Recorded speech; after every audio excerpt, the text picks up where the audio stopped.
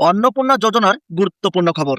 অনেকের আবেদন কিন্তু যাদের রিজেক্ট করা হয়েছিল, যাদের টাকা ঢোকেনি, তাদের কিন্তু নতুন করে আবেদন অ্যাপ্রুভ করা শুরু হয়ে গেছে। যারা যোগ্য রয়েছেন তাদের অ্যাপ্রুভ করা শুরু হয়েছে। আপনারা কিন্তু এবার ব্যাংক অ্যাকাউন্টে টাকা পেয়ে যাবেন। এছাড়াও অনেকের বিডিও অফিসে যখন স্ট্যাটাস চেক করতে যাচ্ছেন, সেখানে অ্যাপ্রুভ দেখাচ্ছে।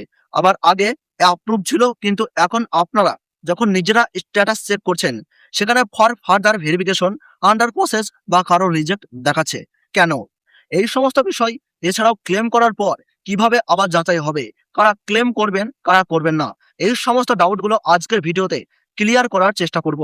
তাই অবশ্যই ভিডিওটি বেশি বেশি করে শেয়ার করে দেবেন, সকলে যাতে খবরটি জানতে পারেন। আর এই ধরনের তথ্য ও আপডেট সবার আগে পেতে চ্যানেলটিকে সাবস্ক্রাইব করে রাখুন। আর ফেসবুক পেজটিকে ফলো করে রাখতে ভুলবেন না পরবর্তী আপডেটের জন্য। অনেকের মুখে মুখে এমন খবরও শোনা যাচ্ছে, যাদের আবেদন আগে রিজেক্টেড দেখাচ্ছিল, তাদের মধ্যে যোগ্য কিছু উপভোক্তার স্ট্যাটাস পরিবর্তন হয়েছে। কেউ কেউ জানাচ্ছেন আগে রিজেক্টেড দেখাচ্ছিল, সঙ্গে মেবি ফর ফার্দার ভেরিফিকেশন লেখা ছিল। পরবর্তীতে তারা 20 আগস্ট ক্লেম বা অবজেকশন করেছিলেন। এরপর আবার স্ট্যাটাসে 22 আগস্ট অ্যাপ্রুভ দেখা গেছে, অর্থাৎ রিজেক্টেড থেকে আবার অ্যাপ্রুভ হয়েছে। এই ধরনের ঘটনাও অনেকের সামনে আসছে। তাই আপনারাও নিজের স্ট্যাটাস একবার চেক করে দেখুন যে কোনো রকম পরিবর্তন হয়েছে কিনা। আগের স্ট্যাটাস রিজেক্টেড সঙ্গে লেখা ছিল maybe for further verification. 20 August claim বা অবজেকশন করা হয়েছে। 21 আগস্ট রাতে স্ট্যাটাস পরিবর্তন, নতুন স্ট্যাটাস অ্যাপ্রুভ, অর্থাৎ আবেদনটি আবার অ্যাপ্রুভ হয়েছে। যোগ্য আবেদনকারীদের নতুন করে যাচাই করা হচ্ছে। রিজেক্ট হওয়ার পরেও অ্যাপ্রুভ আসছে। তাই আপনার স্ট্যাটাসও একবার চেক করুন। অ্যাপ্রুভ হলে কমেন্টে কিন্তু অবশ্যই জানাতে ভুলবেন না। উনি 20 তারিখ ক্লেম করেছিলেন, 21 তারিখ রাতে স্ট্যাটাস অ্যাপ্রুভ হয়েছে। তাই অনেকেই ভাবছেন ক্লেমের কারণে কি অ্যাপ্রুভ, নাকি সিস্টেম থেকে অটোমেটিক অ্যাপ্রুভ হয়েছে। এই বিষয়টি এখনো পরিষ্কার নয়, কারণ ওনার ক্লেম এখনো পেন্ডিং। তাই ক্লেমের জন্যই অ্যাপ্রুভ হয়েছে বলা যাচ্ছে না। তবে সুখবর হচ্ছে স্ট্যাটাস এখন অ্যাপ্রুভ। অ্যাপ্রুভ হলে টাকা পাওয়ার সম্ভাবনা কিন্তু সবচেয়ে বেশি রয়েছে, অর্থাৎ পরবর্তীতে কিন্তু টাকা খুব শীঘ্রই ঢুকে যাবে। আগে বিডিও বা এসডিও অফিসে অ্যাপ্রুভ দেখাচ্ছিল, পরে নিজেরা স্ট্যাটাস চেক করে নতুন স্ট্যাটাস দেখা গেছে। কারো আন্ডার প্রসেস দেখাচ্ছে, কারোর রিজেক্টেড দেখাচ্ছে, আবার কারোর ফর ফার্দার ভেরিফিকেশন দেখাচ্ছে। এর কারণ নতুন করে যাচাই প্রক্রিয়া। আগের অনুমোদনের পরেও পুনরায় যাচাই হয়েছে, নতুন শর্ত অনুযায়ী আবেদনগুলো দেখা হচ্ছে। তাই পুরনো ও নতুন স্ট্যাটাসে পার্থক্য দেখা যাচ্ছে। এটাই বর্তমানে বড় সবচেয়ে আপনাদের জন্য আপডেট। আপনার স্ট্যাটাস যদি আন্ডার প্রসেস থাকে, তাহলে এখনই কোনো ক্লেম করা দরকার নেই। আপনার আবেদন এখনো যাচাইয়ের পর্যায়ে রয়েছে, এখনো আপনার আবেদন বাতিল হয়নি, আবার এখনো অ্যাপ্রুভও হয়নি। পরবর্তী স্ট্যাটাসের জন্য অপেক্ষা করুন। যাচাই শেষ হলে স্ট্যাটাস পরিবর্তন হবে। যোগ্য হলে অ্যাপ্রুভ আসতে পারে, অযোগ্য হলে রিজেক্টেড হতে পারে। তাই আন্ডার প্রসেস হলে আপাতত ওয়েট করুন। এই মুহূর্তে কিন্তু আপনি ক্লেম করতে যাবেন না। যোগ্য হলেও কিন্তু পরে করবেন।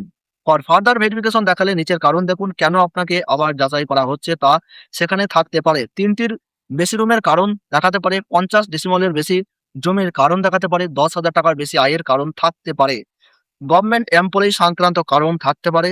আপনি যোগ্য মনে করলে ক্লেম করতে পারেন। ক্লেম করলে আপনার তথ্য আবার যাচাই হবে। যোগ্য হলে টাকা পাওয়ার সুযোগ থাকবে, অযোগ্য হলে ক্লেম করলেও টাকা কিন্তু আপনি পাবেন না ব্যাংক অ্যাকাউন্টে।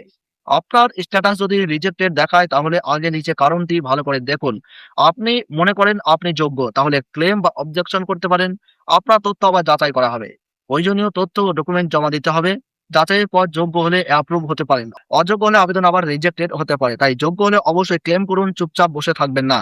আপনি যদি নিজেকে যোগ্য মনে করেন, কোনো আয়কর না দিয়ে থাকেন, 10,000 টাকার বেশি ইনকাম না থাকে আপনার, এবং 50 ডিসিমলের বেশি যদি বাড়ি না থাকে, তাহলে কিন্তু অবশ্যই আপনি ক্লেম করতে পারেন। আপনার স্ট্যাটাস যদি ব্যাংক ফেলুয়ার দেখায়, প্রথমে ব্যাংক অ্যাকাউন্টে তথ্য যাচাই করুন।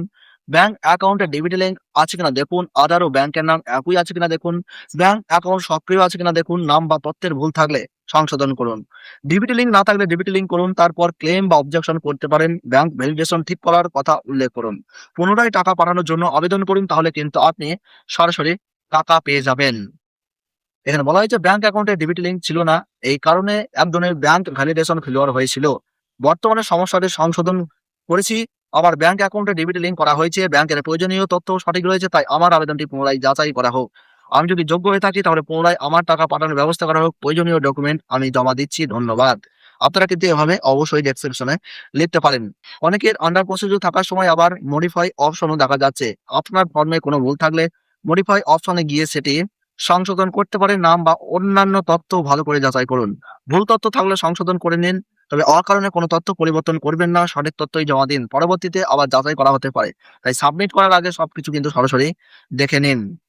শুধু ক্লেম করলেই টাকা পাওয়া যাবে না, যোগ্যতা থাকলেই টাকা পাওয়ার সুযোগ থাকবে। ক্লেম করার পর আবার যাচাই হবে, নতুন করে আপনার তথ্য পরীক্ষা করতে হবে। যোগ্য হলে অ্যাপ্রুভ বা স্ট্যাটাস আসতে পারে, অযোগ্য হলে রিজেক্টেড হতে পারে। আন্ডার প্রসেস হলে আপাতত অপেক্ষা করুন, ফর ফার্দার ভেরিফিকেশন হলে কারণ দেখুন। রিজেক্টেড হলে, যোগ্য হলে ক্লেম বা ব্যাংক ফেলিওর হলে আগে ব্যাংকের সমস্যা ঠিক করুন। আপনার স্ট্যাটাস এখন কি দেখাচ্ছে? অ্যাপ্রুভ হলে কমেন্টে জানিয়ে দিন, আন্ডার প্রসেস হলে সেটাও জানাতে পারেন, রিজেক্টেড হলে কারণটি জানাতে পারেন, ফর ফার্দার ভেরিফিকেশন হলেও জানাবেন। আপনার এলাকার অন্যদেরও খবরটি জানিয়ে দিন। ভিডিওটি বেশি বেশি করে শেয়ার করুন, চ্যানেলটি সাবস্ক্রাইব করে রাখুন, ফেসবুক পেজটি ফলো করে রাখুন, নতুন আপডেট পেতে পারলে থাকুন। ধন্যবাদ।